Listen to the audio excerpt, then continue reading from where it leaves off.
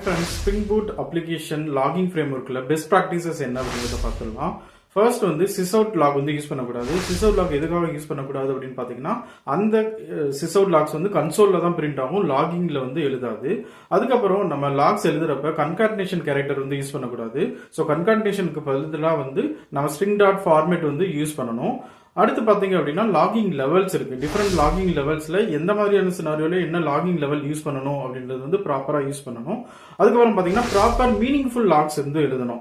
Example வந்து method entered, method existed, அது மட்டும் இல்லாம ஒரு ப்ராப்பர் ஐடி அந்த மாதிரி வந்து போடணும். அதுக்கப்புறமா வந்து நம்ம அப்ளிகேஷன் லாகிங்ல பாத்தீங்க அப்படின்னா காரலேஷன் ஐடி வந்து யூஸ் பண்ணணும். காரலேஷன் ஐடி அப்படின்றது என்னன்னு பாத்தீங்கன்னா யூனிக் ஐடி இல்லைன்னா டிரான்சாக்ஷன் ஐடி அப்படின்னு சொல்லுவோம். பேசிக்கலி மைக்ரோ சர்வீசஸ் ஆர்கிடெக்சரை பொறுத்த வரைக்கும் மல்டிபிள் சர்வீசஸ் வந்து ஒரு டிரான்சாக்ஷன்ல இன்வால்வ் ஆகும். அந்த மாதிரி சினாரியோல ஒரு டிரான்சாக்ஷன் வந்து எந்த சர்வீஸ்ல வந்து ஸ்டக் ஆயிடுச்சு அப்படின்றத தெரிஞ்சுக்கணும் அப்படின்னா நம்மளுக்கு வந்து காரலேஷன் ஐடி வந்து ரொம்பவே வந்து ஹெல்ப்ஃபுல்லா இருக்கும். அதே போல லாக்ஸ் எழுதுறப்ப மீனிங்ஃபுல் மெசேஜ் எழுதணும். அது மட்டும் இல்லாம இப்ப நம்ம கேட்ச் பிளாக் எல்லாம் எழுதுறப்ப எக்ஸெப்ஷன் அக்கர்ட், எரர் அக்கர்ட் அப்படின்றது மட்டும் போட்டு முடிச்சிட்டோம் அப்படின்னா நாளைக்கு சப்போர்ட் டீம் பாக்குறப்ப வந்து அவங்களுக்கு ஒரு டீடைல்டுமே இருக்காது.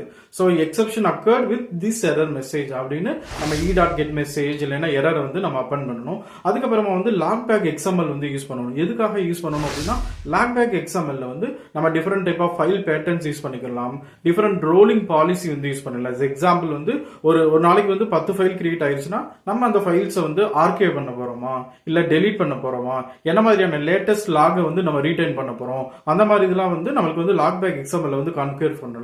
அது மட்டும் இல்லாம நம்ம லாகிங்ல வந்து ரொம்ப இம்பார்ட்டன்ட் பாத்தீங்கன்னா சென்சிட்டிவ் டேட்டாவை லாக் பண்ணக்கூடாது.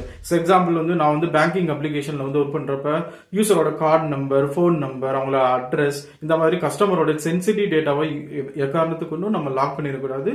சப்போஸ் நம்ம டீபக் பண்றதுக்கு தேவை அப்படின்னா அந்த மாதிரி சினாரியோல தான் நம்ம மாஸ்க் பண்ணி யூஸ் பண்ணணும். மாஸ்க் பண்ணாம பிளைன் டெக்ஸ்ட்ல வந்து சென்சிட்டிவ் டேட்டாவை யூஸ் பண்ணிருக்கூடாது.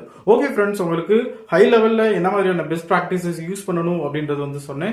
ஐ ஹோப் நீங்க உங்க அப்ளிகேஷன்லயும் இந்த மாதிரி எல்லா ப்ராக்டிஸையும் யூஸ் பண்ணுவீங்க அப்படின்னு நம்புறேன். அதுல நீங்க என்ன மாதிரியான ப்ராக்டிஸ் யூஸ் பண்ணுவீங்க அப்படின்றத வந்து கமெண்ட் பண்ணுங்க. இல்ல இது இல்லாம இன்னும் நீங்க ஏதாச்சும் புதுசா ட்ரை பண்ணணும், புதுசா சொல்லணும் அப்படின்னாலும் கமெண்ட் பண்ணுங்க. அது மற்றவங்களுக்கு தெரிஞ்சுக்கணும். ஓகே ஃப்ரெண்ட்ஸ், தேங்க்ஸ் ஃபார் வாட்சிங். உங்களை மீண்டும் இன்னொரு வீடியோவில் சந்திக்கிறேன்.